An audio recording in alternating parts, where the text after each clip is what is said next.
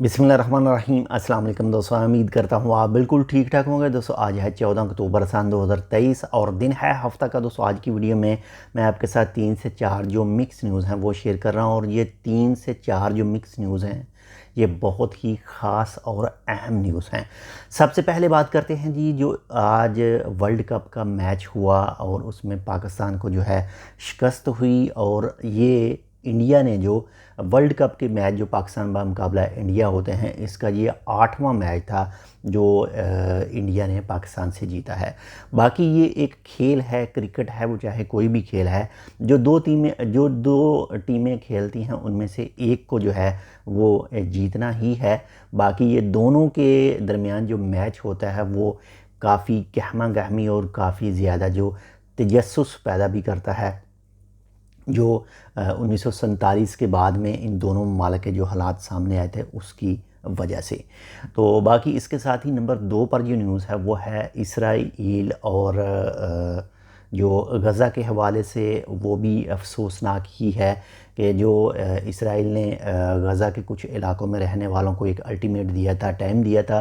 तो उस टाइम के पेश नज़र जो है वो कुछ लोग जो हैं, वो बहुत सारे लोग जो हैं जो वो इलाका छोड़ रहे हैं। और ये भी एक अफसोसनाक न्यूज़ है, अफसोसनाक ख़बर है।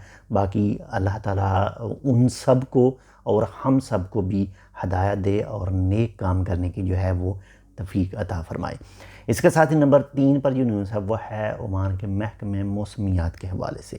महकमे मौसमियात के हवाले से बात करें तो ओमान के कुछ हिस्सों में, ख़ासकर अगर बात करें जो बहला का इलाका है, निज़वा का इलाका है, या फिर यंकल का इलाका है, यंकल जो रुस्ताक के साइड पर आता है, वहाँ पर आज जो बारिश है वो रिकॉर्ड की गई है। और मुख्तलिफ़ वीडियो भी आपको सोशल मीडिया पर जो देखने को मिल जाएंगी, जैसे कुछ वीडियो आपको हमारे Facebook page Oman news Urdu पर भी जो है वो नज़र आ सकती हैं।